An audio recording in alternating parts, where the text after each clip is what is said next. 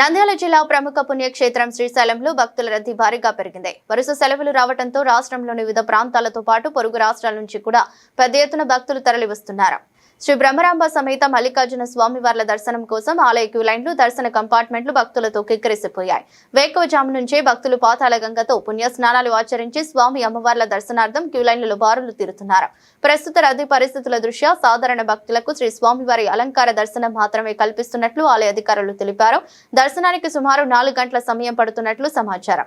అలాగే ముందుగానే ఆన్లైన్లో స్పర్శ దర్శనం టికెట్లు బుక్ చేసుకున్న భక్తులకు మాత్రమే యథాతథిగా స్పర్శ దర్శనానికి అనుమతి కొనసాగిస్తున్నారు. ఉదయం 7:30 రాత్రి 9 గంటలకు 2 విడతలుగా బ్రేక్ దర్శనం నిర్వహిస్తున్నారు. భక్తుల రద్దీ కారణంగా శని, ఆది, సోమవారాల్లో నిర్వహించే అర్జిత అభిషేకాలు, కుంకుమార్చన సేవలను తాత్కాలికంగా నిలిపివేస్తున్నట్లు అధికారులు వెల్లడించారు. అయితే ఉచిత, శీఘ్ర, అతిశీఘ్ర దర్శనాల ద్వారా భక్తులు స్వామి అమ్మవార్లను దర్శించుకుంటున్నారు. భక్తులకు ఎటువంటి ఇబ్బందులు కలగకుండా ఆలయ అధికారులు ప్రత్యేక ఏర్పాట్లు చేశారు. ఇక భక్తుల రద్దీ మరికొన్ని రోజులు కొనసాగే అవకాశం ఉండటంతో శ్రీశైలం ఆలయ పరిసర ప్రాంతాల్లో భద్రతా, రద్దీ నియంత్రణ చర్యలను అధికారులు మరింత పటిష్టం చేశారు.